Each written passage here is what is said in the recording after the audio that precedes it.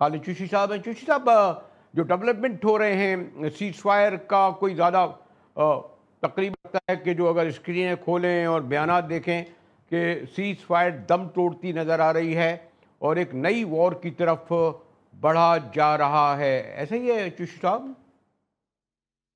جی بہت شکریہ مجاہد صاحب، آپ نے انوائٹ کیا. میں یہ عرض کر رہا تھا کہ بنیادی طور پر جو جنگ ابھی لڑی جا رہی ہے، یہ نیو فارم آف وارفیئر اس طرح ہو گئی ہے کہ پریزیڈنٹ ٹرمپ نے جو کچھ سوچا تھا وہ اپنے پوائنٹ آف ویو سے، اپنے وار آبجیکٹیوز کے پوائنٹ آف ویو سے تو سوچا تھا، لیکن دیکھیے جنگ شروع کرنا آسان ہوتا ہے، جنگ کو وائنڈ اپ کرنا مشکل ہوتا ہے، کیونکہ اس کے اندر آپ کے اینیمی کا رسپانس بلٹ ان ہو جاتا ہے. تو یہ نہیں ہوتا کہ آپ یہ سوچیں کہ آپ اس طرح شروع کریں گے، آپ اپنی پلاننگ کریں گے اور آپ سوچیں کہ یہ میں کر گزروں گا اور اس کے بعد آپ سمجھیں گے کہ یہ وار آبجیکٹیو آپ کے ڈیپینڈنٹ ہو جاتے ہیں آپ کی اینیمی کی ریٹیلیشن پر، اس کی کیپیبلٹی پر، اور سم ٹائم جو ایران کے کیس میں ہوا ہے اس کے حوصلے پر بھی.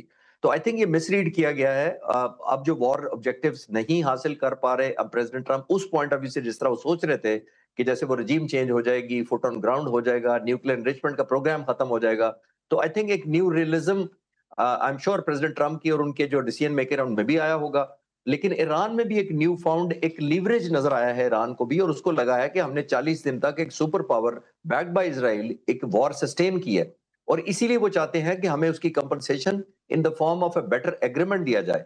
لیکن دونوں کی اپنی اپنی لمیٹیشن ہے. پریزیڈنٹ ٹرمپ یہ چاہیں گے کہ میری مائٹی ایئر فورس اور نیوی اور فوج سب سے بڑی ہے، میں تو obviously بنتا ہے میرا حق بننا کہ مجھے لیوریج ملے، لیکن ایران بھی یہ چاہتا ہے کہ اس نے بھی اپنے لوگوں کو جواب دینا ہے جنہوں نے 40 دن تک ریزیلینس دکھائی ہے، ہیومن لاسز بھی اٹھائے ہیں. تو آئی تھنک ایک ایلیمنٹ آف لیوریج آپ کو جو ایران کو نظر ایئر مارشل صاحب، میں طارق صاحب کی طرف آؤں گا، کتنے امکانات، سوری ٹو سے ایک اسٹوڈنٹ کی حیثیت سے تو مجھے جس طرح جو بیانات لگ رہے ہیں ایک وار کی طرف بہرحال امریکہ بڑھتا نظر آ رہا ہے.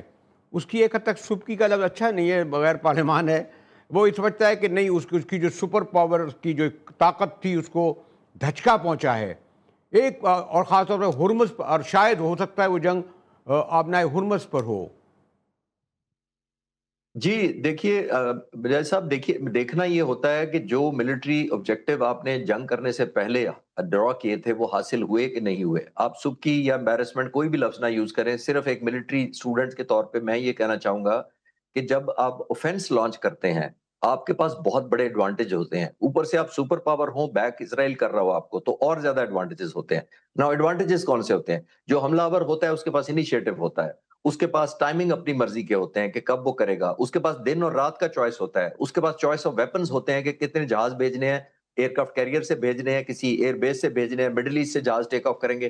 پھر اس کے پاس کنسنٹریشن آف ٹارگٹ ہوتا ہے کہ کون سا ٹارگٹ سلیکٹ کون سا کرے گا.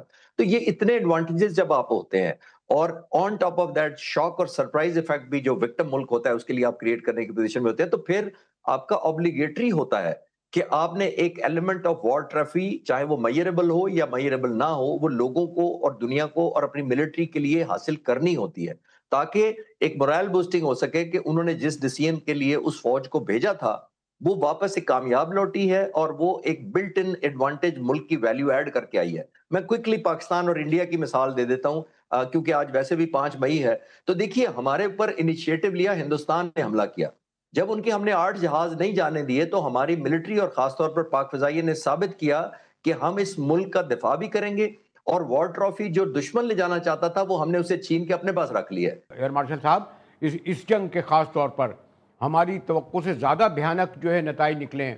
آج دیکھیں یو اے ای جیسا ملک ہمارا تھا، آج وہ ایران کے خلاف کھل کر آ گیا، اور پاکستان کے ساتھ جو کچھ ہو رہا ہے وہ بھی آپ کے سامنے ہے. آئل کی قیمتیں کہاں پہنچ گئی ہیں. یہ جو ہمارا بیچارہ پاکستان والا جو بیچارہ لوئر مڈل کلاس تھا اس پر اور آپ نے بوجھ ڈال دیا، 150 روپے پیٹرول کا، گیس کا. مہنگائی ایک ہفتے میں ڈبل ہوئی ہے. باقی عالمی معیشت چھوڑی، ہم تو پورسٹ کنٹری اور تھے، ہم پر تو ڈال دیا. لوگوں کو اس سے کوئی دلچسپی نہیں ہے کہ ایران عراق ایران جیتے یا یہ جاری رہے. وہ تو یہ دیکھ رہے ہیں کہ ہماری پہلے سے تباہ شدہ معیشت تباہ ہو رہی ہے، یو اے ای میں تباہ آئی تو ہم پر آئے گی.